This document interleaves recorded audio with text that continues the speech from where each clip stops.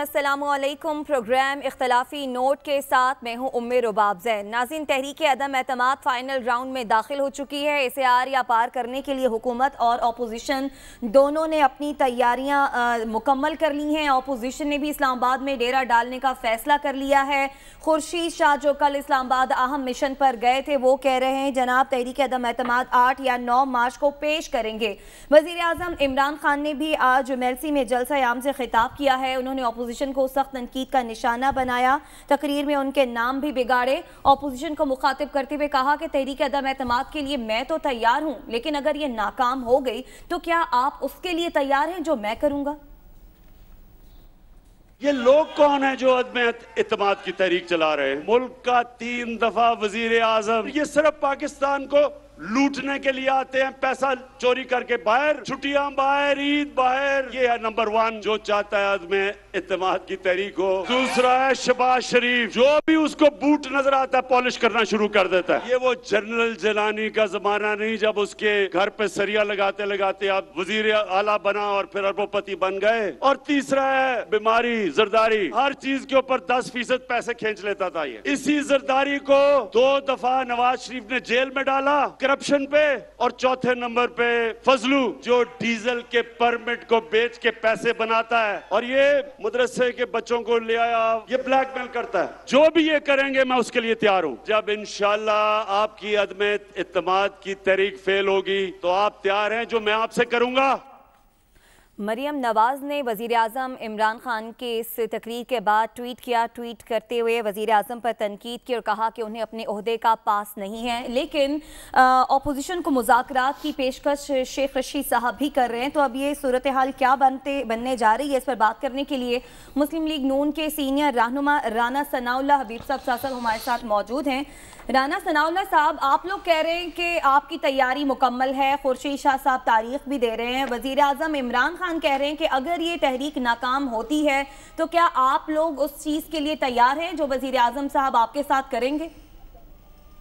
دیکھیں، وزیر اعظم صاحب نے جو آج تقریر کی ہے اور جو ان کا لب و لہجہ تھا اور جن الفاظ کا انہوں نے چناؤ کیا ہے، تو یہ اس بات کو ثابت کرنے کے لیے کافی ہے کہ ہماری نہ صرف تیاری مکمل ہے بلکہ وزیر اعظم صاحب یہ جانتے ہیں کہ اب ان کے جانے کا وقت جو ہے نا وہ آ چکا ہے، اور اسی بخلاہٹ میں انہوں نے نہ اپنے عہدے کا پاس رکھا ہے نہ اپنی پوزیشن کا پاس رکھا ہے، اور ایسی گھٹیا گفتگو اور ایسے گھٹیا الفاظ کا چناؤ کیا ہے جو میں سمجھتا ہوں کہ وزیر اعظم آفس کے شان نہیں۔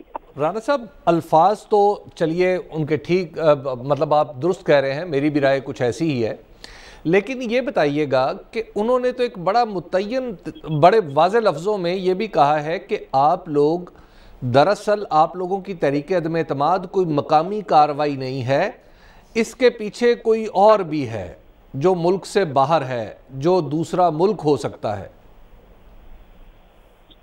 دیکھیں، یہ پھر اگر وزیر اعظم صاحب کی خارجہ پالیسی کے اوپر اتنی ہی دسترس ہے اور وہ دوسرے ممالک کے ساتھ اسی طرح کے تعلقات چاہتے ہیں اور اسی طرح سے معاملات کو آگے بڑھانا چاہتے ہیں، تو یا تو وہ پھر نام لے لیتے کہ کون سا ملک جو ہے وہ اس تحریک کے پیچھے ہے، اور دوسرا یہ ہے کہ یہ ایک آئینی اور قانونی حق ہے، یہ آئین میں درج ہے، قانون میں درج ہے، اسمبلی کے رولز میں درج ہے، اور اپوزیشن جو ہے وہ یہ اپنا آئینی حق استعمال کر سکتی ہے۔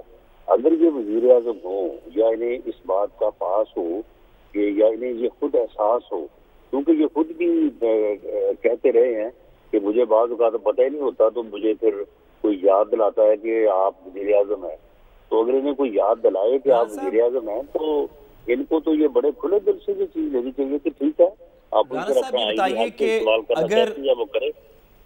رانا صاحب، یہ بتائیے کہ اگر آپ کی تحریک کامیاب ہو گئی اور اب سے 2 دن بعد وہ پریزنٹ ہوتی ہے، 3 دن اس کے مزید 3 دن بعد اور 7 دن کے اندر اس کے اوپر ووٹنگ ہوتی ہے اور آپ کی تحریک کامیاب ہو جاتی ہے، تو اس کے بعد کیا ہوگا؟ ہم یہ ایکسپیکٹ کریں کہ مئی میں جنرل الیکشنز ہیں؟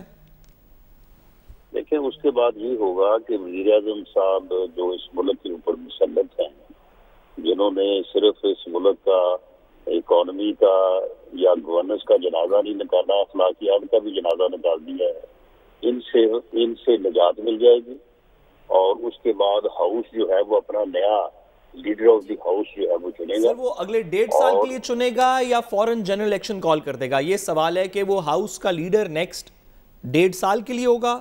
دیکھیں یہ چیزیں جو ہیں یہ باہمی مشاورت سے جی، اور جو بھی درپیش حالات ہوں گے اس کے مطابق جو ہے وہ چیزیں جو ہے وہ طے ہوں گی۔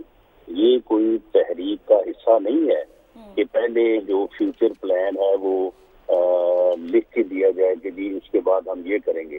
باقی جو متحدہ اپوزیشن کی قیادت ہے اس کے درمیان یہ بنیادی نکات جو ہیں وہ افہام و تفہیم سے جو بیسکس ہیں وہ طے ہو چکے۔ رانا صاحب ایک بات چل رہی ہے کہ آپ لوگ پی ٹی آئی کے لوگوں کو توڑ رہے ہیں، کیا ماضی میں ہم نے دیکھا کہ اس طرح کے تجربات کو زیادہ اچھے نہیں ہوئے، جماعتوں کو توڑنے کا الٹیمیٹلی ملک کو نقصان ہوا؟ آپ کو نہیں لگتا کہ آپ ایک ایسی جب جماعت کو آپ توڑیں گے تو اس کے نتائج کچھ اچھے نہیں ہوں گے، پھر کل آپ کی جماعت بھی نشانے پہ آ جائے گی؟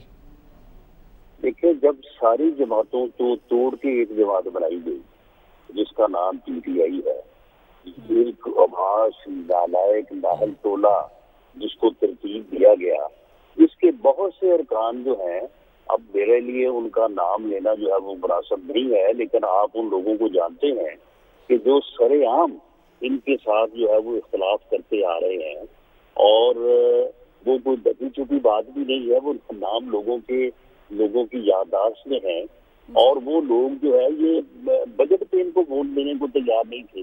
یہ پچھلی دفعہ جو یہ فائنانس بل ہوا اس کے اوپر وہ لوگ جانے کو تیار نہیں تھے، لیکن ہم کو پھر رانا صاحب جو لوگ ٹوٹ کر اس جماعت میں گئے تھے وہ واپس آنے کے لیے راضی ہو گئے؟ جی وہ سبھی جو ہے وہ جو گئے تھے، یعنی بعض لوگ جو سوچ کے گئے تھے، جو ان کو سبز باغ دکھایا گیا تھا کہ جی اس طرح سے تبدیلی آئے گی، اس طرح سے جو ہے وہ پورا ملک اور ہر چیز جو ہے وہ ٹرانسفارم ہو جائے گی اور یہ ہو جائے گا وہ ہو جائے گا، یہ ساری چیزیں جو ہے وہ خواب تو سبھی سے جو ہے وہ بریک ہوئے ہیں نا، تو وہ لوگ جو ہیں وہ تو سب کے سامنے ہیں رانا صاحب، اور وہ کم از کم 20-22 لوگ ہیں، اور اگر وہ لوگ یہ کہتے ہیں ہمیں آج آپ مسلم موو کریں، ہم مسلم کے لیے ووٹ کریں گے، ہم سیٹ چھوڑنے کو تیار ہیں، ہم استعفیٰ دینے کو تیار ہیں، کیا ہم ان کو جو ہے وہ گنے مار کے بتائیں گے کہ آپ کی تحریک میں یہ توانائی اسی تیل سے آئی ہے، بعض لوگ کہتے ہیں جس تیل سے عمران خان کی گاڑی چلی تھی؟ نہیں، یعنی جس تیل سے، اگر آپ تیل کی مثال دیتے ہیں، چلے میں خلائی مخلوق کی کہہ لیتا ہوں، میں فرشتے کہہ لیتا ہوں، چلے میں یہ کہہ دیتا ہوں کہ جس تیل سے عمران خان کی گاڑی چلی تھی، جب وہ تیل جو ہے وہ عمران خان کی گاڑی کو مہیا ہونا بند ہوا ہے، تو پھر اس کے بعد اس گاڑی کی سپیڈ جو ہے نا وہ ہماری سپیڈ کے ساتھ جو ہے نا وہ میچ بھی ہو سکتی، نہیں وہ تیل کی نوزل آپ کی گاڑی میں چلی وہ آگے بڑھ گئی ہے۔ نہیں، بالکل نہیں، میں یہ دوسروں کے الفاظ میں اس بات کی تبدیل کرتا ہوں کہ کسی نے کسی کو بھیجا ہے یا کسی کو مجبور کیا ہے۔ ہاں، جو لوگ ہمارے ساتھ رابطے میں ہیں، جو لوگ ہماری طرف آئے ہیں، ان سے جب ہم نے پوچھا کہ بھی آپ کے اوپر کوئی پریشر تو نہیں ہونا چاہیے ہمارے اوپر کوئی۔ رانا صاحب تھوڑا سا رابطے میں ان کی ملاقات کے حوالے سے خبر آ رہی ہے نواز شریف سے ہوئی ہے، یہ درست ہے؟ وہ کس کی طرف ہوں گے؟ جی مجھے ملاقات کا تو نہیں علم، لیکن مجھے یہ معلوم ہے کہ جہانگیر ترین صاحب جو ہے وہ اس معاملے میں ہم سے بھی زیادہ جو ہے وہ کین ہے کہ یہ معاملہ جو ہے جتنا ہو جائے اتنا اس ملک اور قوم کے لیے بہتر۔ رانا صاحب یہ بتائیے کہ اگر یہ سب کچھ ہو جائے تو پھر آپ کریں گے کیا؟ جس وجہ سے آپ اس حکومت کو نکالنا چاہ رہے ہیں، مہنگائی، بیڈ مینجمنٹ، یہ آپ کریں گے کیا؟ آپ کا آلٹرنیٹ پلان کیا ہے؟ اگر 3 مہینے بعد الیکشنز ہو سکتے ہیں، آپ اگلے ہفتے عدم اعتماد کی تحریک جمع کروا رہے ہیں، تو کوئی پلان تو ہوگا نا کہ پھر ہم آ کے کیا کریں گے؟ دیکھیں چند بیسکس تو ہوں گے نا کہ ایک کچھ ہم بیسکس کے ایک ایجنڈا کے لیے نمبر 1 2 3 4 5 یہ پوائنٹس جو ہے یہ ہونے چاہیے، اور اس کے بعد جو اس صورتحال کا جس صورتحال میں انہوں نے ملک کو گرا دیا ہے اس کا حل ہماری نظر میں یا پی ایم ایل ایم کی نظر میں یہی ہے کہ اس ملک کو ایک فری فیئر الیکشن دیا جائے، کیونکہ فری اور فیئر الیکشن کے بغیر اور عوامی مینڈیٹ کے بغیر جو ہے وہ کوئی ہو گئے رانا صاحب، ہو گئے فری فیئر الیکشنز، پھر حکومت میں آ کے کیا کریں گے؟ فری فیئر الیکشنز ہو گئے، آپ حکومت میں آ گئے، اب کریں گے کیا؟ نہیں دیکھیں، معاملہ یہ ہے کہ جو اس وقت ملک جس مشکل کا شکار ہے، جس غریب مصیبت میں اور جس مشکل صورتحال میں ملک گرا ہوا ہے، وہ سارا ان کی پالیسی کی وجہ سے۔ انہوں نے 3.5 سال نہ تو گورننس کی ہے، نہ انہوں نے کوئی پالیسی کی ہے، تو ایک ہی کام پہ لگے ہوئے ہیں، اس کو پکڑ لو، اس کو پکڑ لو، فلاں بنا دو، فلاں کرو۔ یعنی انہوں نے تو انتقامی سیاست کے علاوہ اور اس گھٹیا یعنی جو ہے وہ ایجنڈے کے علاوہ انہوں نے تو کام ہی کوئی نہیں کیا۔ رانا صاحب، یہی وجہ ہے کہ گورننس کا جو ہے آپ کی بات درست ہے، انہوں نے نہیں کیا، آپ کیا کریں گے، یہ سوال تھا۔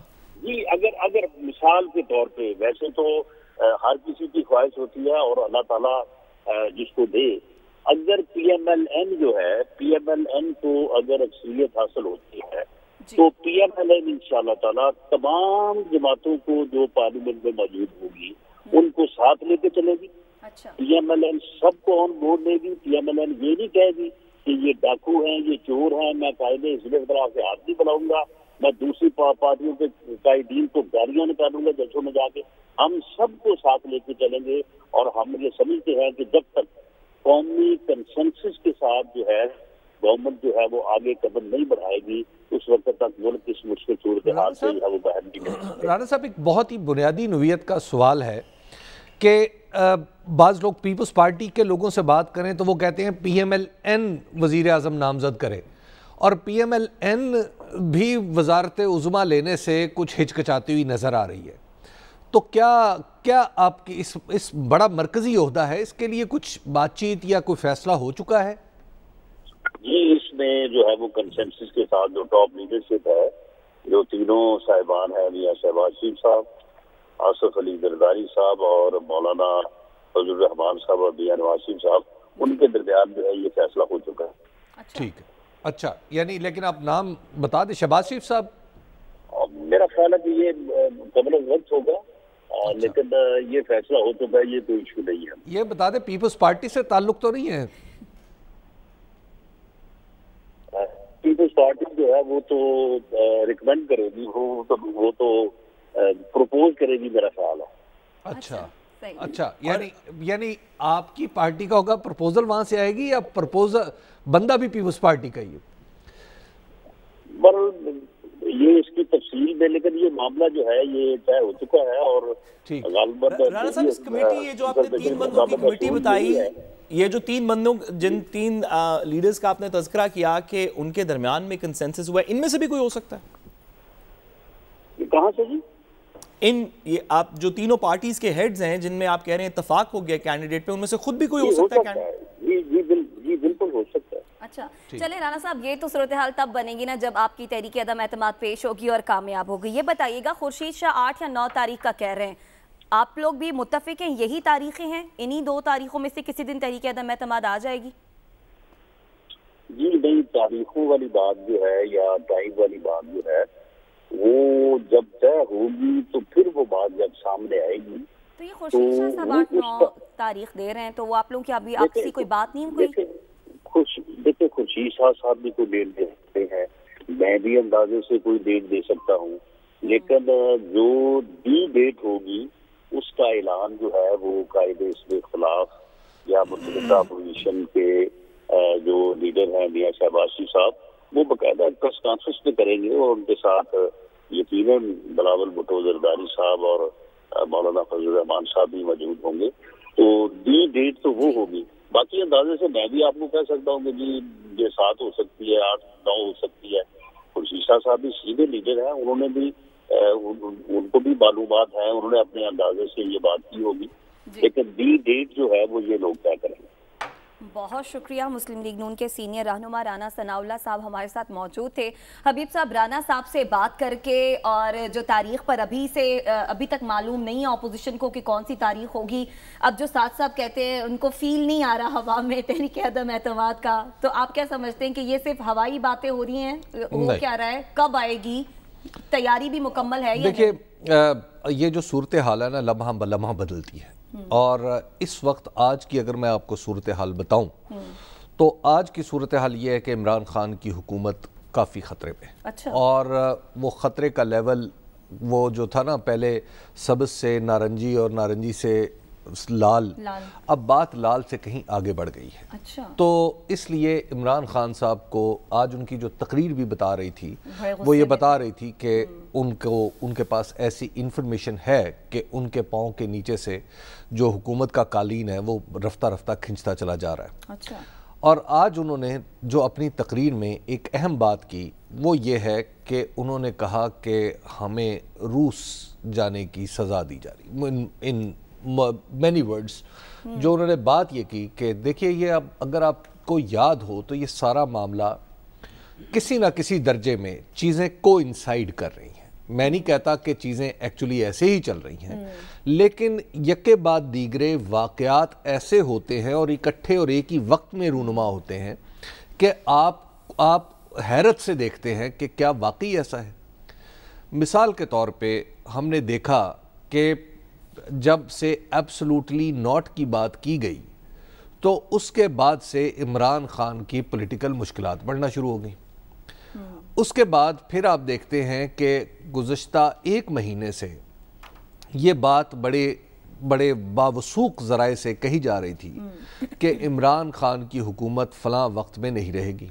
आपको याद होगा कि इसी प्रोग्राम में आपको अर्ज़ किया था कि आइंदा चलते हुए इमरान खान के लिए मुश्किलात बढ़ती चली जाएंगी और इमरान खान को अल्टीमेटली उनकी हुकूमत सीरियसली थ्रेट में है। इफ आई रिमेंबर, आपने कुछ इसी इन्हीं महीनों का कुछ तो मैंने इन महीनों का अर्ज भी किया था आपको। बात यह है, मैं ना वज़ीर आज़म हूँ ना मैं कायदे हिज़्ब इख्तिलाफ हूँ, इसलिए मैं अल्फाज की तलाश में हूँ कि किस तरह माफ़ियूज़ ज़मीर भी बयान हो जाए, अबलाग भी बात का हो जाए और लोगों को पता भी चल जाए। बात यह है कि जब वज़ीर आज़म को ये तकरीर करने की ज़रूरत पेश आ रही है कि ख़ारजा मसाइल दरअसल मेरी हुकूमत के गिराए जाने में अहम किरदार अदा कर रहे हैं, तो फिर हम सब को सोचना चाहिए।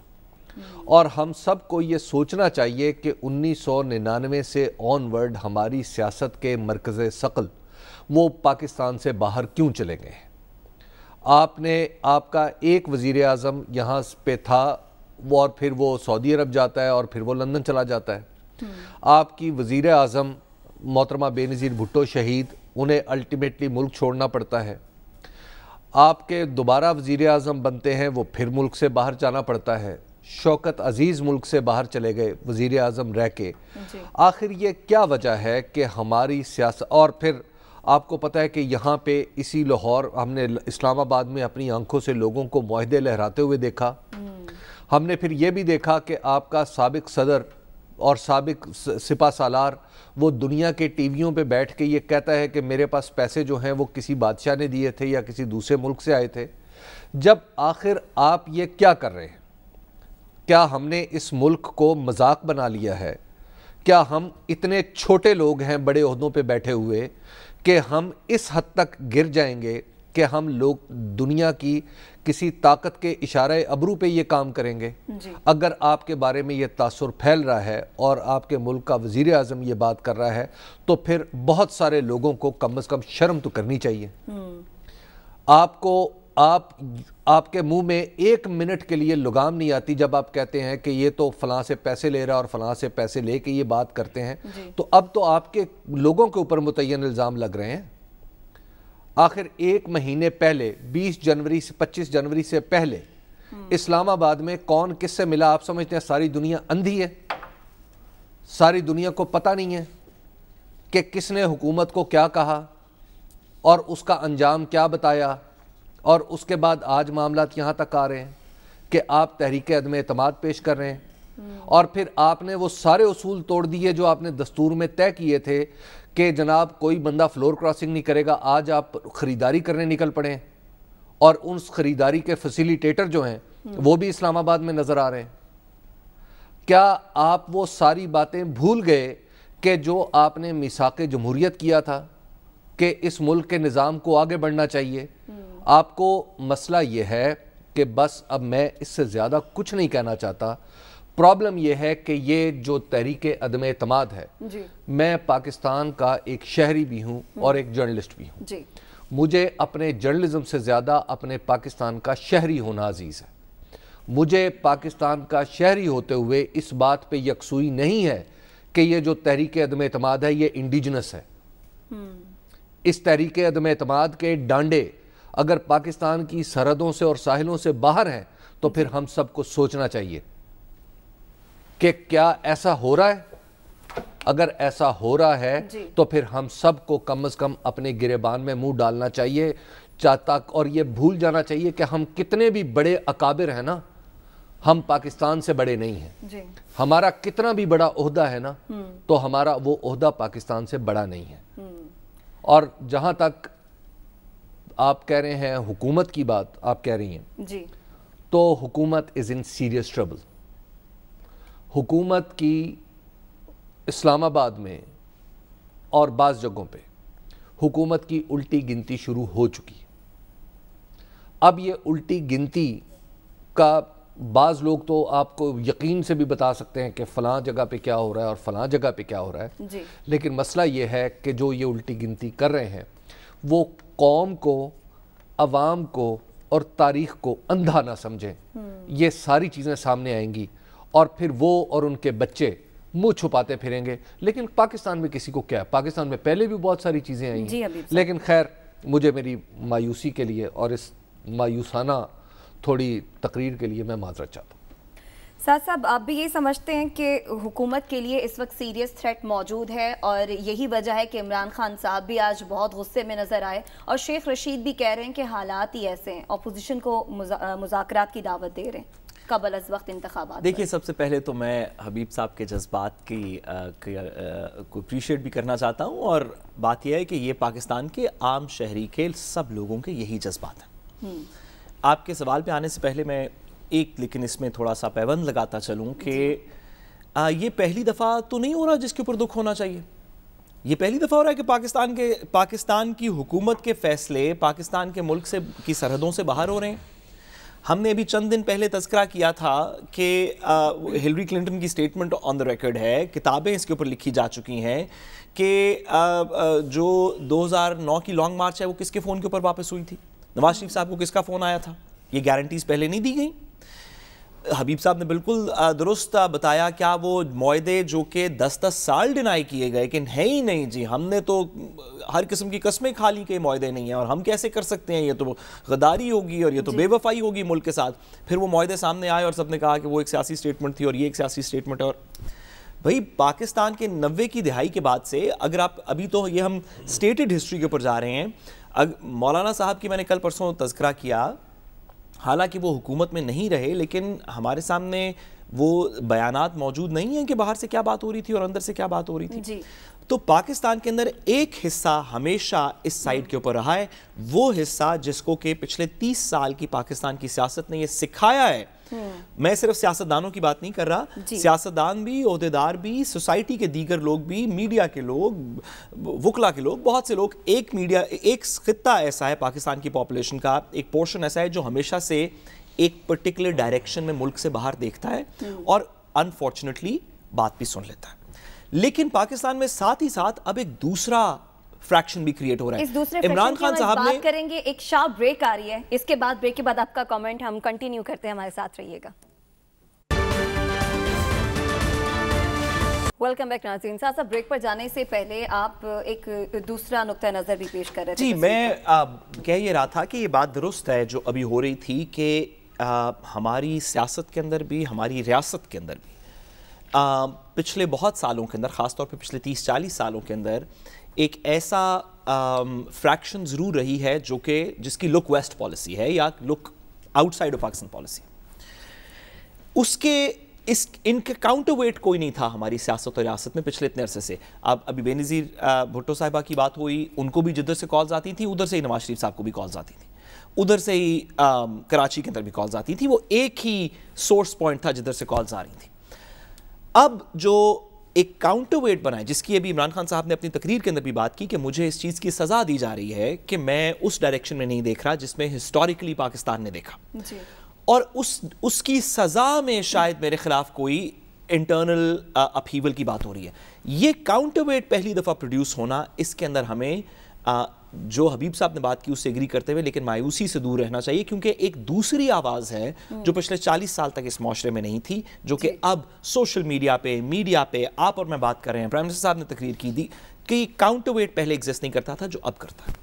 हुकूमत की मुश्किलात की तो बात हो गई, ऑपोजिशन की तरफ आते हैं। पीपल्स पार्टी का भी लॉन्ग मार्च अपनी मंजिल की जानिब गामजन है। आज बिलावल भुट्टो जरदारी जब लाहौर में मौजूद थे, नदीम अफजल चंद से उनके घर पर उनकी मुलाकात हुई। जब नदीम अफजल चंद ने पाकिस्तान पीपल्स पार्टी में शमूलियत का ऐलान किया, इस मौके पर मुशावरत हुई। तहरीक अदम एतमाद और लॉन्ग मार्च के हवाले से भी हमारी नुमाइंदा जुनैरा इलियास भी वहाँ पर मौजूद थी, इस वक्त हमारे साथ लाइन पर भी मौजूद हैं। जुनैरा, ये बताइएगा कि तहरीक अदम एतमाद को कामयाब करने के लिए आपको अपोजिशन की स्ट्रेटजी क्या समझ में आई? बिल्कुल, अगर देखें तो इससे पहले ओपोजिशन जो है एक पेज पर हमें दिखाई नहीं दे रही थी, लेकिन आज जब हम लोगों ने सीनियर रहनुमाओं से मुलाकात की तो उनमें काफी ज्यादा जो कॉन्फिडेंस है वो दिखा गया। और उनकी जानिब से ये भी कहना है कि ये लॉन्ग मार्च जो है एक सक्सेसफुल लॉन्ग मार्च है। और लाहौर में पहले हमें कहा जा रहा था कि आप पंजाब में दाखिल हो, फिर हम आपका क्राउड देखेंगे, तो आज जो है हमारा क्राउड वो सारे देख भी रहे हैं। और हुकूमत को यकीनी तौर पर इससे एक थोड़ा सा झटका भी महसूस हुआ। और उसके बाद जैसे ही ये मार्च जो है इस्लामाबाद पहुंचेगी तो एक बड़ी मीटिंग जो है वो कंडक्ट की जा रही है, जिसमें पीडीएम के तमाम तर रहनुमा वहां पर पहुंचेंगे और वहां पर ये फैसला किया जाएगा कि तहरीके अदम एतमाद जो है वो कब भी क्या कोई तोड़े गए हैं, ये बताओ कि क्या पीटीआई के अंदर भी कोई नकब लगी है? बिल्कुल, जो सीनियर रहनुमा आज मौजूद थे वहां पर उस रिहाइश गाह पर, तो उनकी जानिब से जब हमने बात की गई उनसे, तो उन्होंने ये बताया कि पीटीआई के अंदर से बहुत सारे लोग जो हैं अब पार्टी से खुश नहीं है, क्योंकि महंगाई की जो दौड़ है ये दिन ब दिन लंबी चली जा रही है और इसमें जो इजाफा है उससे बहुत सारे जो अंदर के लोग, तकरीबन 15 से 18 वोट जो है अदम एतमाद के लिए चाहिए। और जो यहाँ पर रहनुमा मौजूद थे उनकी जानिब से कहना है कि हमारे पास 15 से 18 लोग पीटीआई से मौजूद हैं जो कि हमारा साथ देंगे और अदम एतमाद का वोट जो है वो कास्ट करेंगे। अच्छा, और लेकिन जुनैरा, ये बात ये डिस्कशन हुई कि आखिर इन लोगों को अंदर कैसे, असेंबली के अंदर ये क्या खड़े होके वोट देंगे? बिल्कुल, ये भी बात की गई कि हो सकता है कि अदम एतमाद के दिन में ये कहा जाए कि पीटीआई का जो कोरम है वो वहां पर नहीं आएगा, जो हाउस है उसमें उनका दाखिला नहीं होगा। लेकिन बावजूद इसके जो सीनियर रहनुमा वहां पर मौजूद थे उनकी जानिब से ये कहना है कि उन लोगों ने हमें एश्योरिटी दी है कि अगर ऐसा भी कोई कंडीशन रखी जाएगी तो हम लोग वहां पर पहुंचेंगे और अपना वोट कास्ट करेंगे, बल्कि अपना जो नया स्पीकर है उसका नाम भी जो है उस पर्ची पे लिख के देंगे कि हमें नेक्स्ट जो है ईस्ट न्यूर में अब ये बंदा चाहिए। तो काफी ज्यादा जो है इस पे वो लोग कॉन्फिडेंस के खिलाफ होगी फिर तहरीक। जी बिल्कुल, अभी जो ये फैसला किया गया है कि पहले जो अदम एतमाद का वोट होगा वो स्पीकर के खिलाफ होगा और उसके बाद जो है एक बड़ी जो सिटिंग की जाएगी इस्लामाबाद में और उसके बाद ये फैसला किया जाएगा कि वजीर आजम के खिलाफ जो है कब अदम एतमाद का वोट लिया जाएगा। क्योंकि ये पहले इलियास हमारी नुमाइंदा हमारे साथ मौजूद थी। हबीब साहब, वही बात के पहले स्पीकर देखा जाएगा कि कितने लोग शामिल हैं। देखिए, एक बात ये चल रही है, मेरी राय इस पे मुख्तलिफ है और साद की राय मुख्तलिफ है। ये मेरी राय तो ये है कि अगर पाकिस्तान तहरीक इंसाफ के लोग पार्टी के हुक्म के बगैर अंदर जाते हैं, वो क्वेश्चन है कि वजीर आजम के खिलाफ अदम एतमाद, तो स्पीकर के पास ये इख्तियार मौजूद है कि वो पीटीआई के लोगों को देख के कहे कि आप तो हुकूमती इत्तेहाद का हिस्सा हैं, ये असम्बली की जो लिस्ट है मेरे पास है, आप तो लिहाजा अंदर तशरीफ नहीं ला सकते या आपका वोट काउंट नहीं होगा। तो ये स्पीकर के पास ये इख्तियार मुझे लगता है। अच्छा। लेकिन बहुत सारे लोगों का ये कहना है कि ये इख्तियार नहीं है बल्कि उनका वोट काउंट होगा। तो मेरा ख्याल ये है कि चूंकि इसमें एक अबहाम है तो इसलिए वजीर आजम के खिलाफ अदम एतमाद की तरफ जाने से पहले मुनासिब फिर रास्ता यही लगता है कि पहले स्पीकर का तिया पांचा कर लिया जाए ताकि वहां पे अपना बंदा बैठा हो जो फिर ऐसी चीज, ऐसी किसी एक्टिविटी को उसके अंदर रोक ना लगा सके। इस इबहाम को दूर कीजिएगा कि अगर इजाजत ना हो तो उसके बावजूद भी क्या हुकूमती इत्तेहाद का हिस्सा लोग या जो हुकूमत इस वक्त वज़रा हैं, हुकूमत का हिस्सा है, उनका वोट काउंट हो सकता है? देखिए, जो हबीब साहब बात कर रहे हैं वो ये है कि क्या डिफेक्शन का क्लॉज ये कहता है आइन का कि अगर आपने अपनी पार्टी के खिलाफ वोट, हेड के डायरेक्शन के खिलाफ इन चीज़ों में वोट कास्ट किया तो आपकी मेंबरशिप ख़त्म हो जाएगी। हबीब साहब कहते हैं कि स्पीकर क्योंकि ये इलीगल है इस डिफेक्शन को कास्ट करने से पहले रोक सकता है, उसके पास इख्तियारात हैं कि वो इसको प्रिवेंट कर ले। मेरी इसमें कानूनी माज़रतन इस्तदा ये है बड़ी हम्बल सी कि जब तक उसने वोट कास्ट नहीं किया तो उस वक्त तक कोई इलीगल एक्ट हुआ नहीं है, तो आपको एक दफ़ा वोट कास्ट करने की इजाज़त होगी जिसके बाद आपको डिफेक्शन की जाएगी। मैं एक जुमला और कहूँ कि स्पीकर को पहले निकालने का एक और भी मकसद यह है कि स्पीकर के पास अथॉरिटी होगी उस पीरियड के अंदर कि वो कब वोट कॉल करता है, तो ऐसे किसी वक्त पर ना कॉल करते जब आधे मेंबरान असेंबली में हो ना, इस वजह से भी स्केड्यूल के लिहाज से भी स्पीकर बहुत जरूरी है। ठीक है, जिसके साथ ही ब्रेक के जाने बढ़े, वापस आएंगे, हमारे साथ रहिएगा। वेलकम बैक नाज़रीन। तहरीक अदम एतमाद की अपोजिशन की तैयारी मुकम्मल है और इस वक्त हुकूमत भी कुछ घबराई हुई लग रही है, मामला लाल बत्ती से भी आगे चला गया है। आज के प्रोग्राम से इजाज़त दीजिए, अगले जुम्मे आपसे मुलाकात होगी और देखते हैं कि तब तक इसकी क्या सूरत हाल बनती है।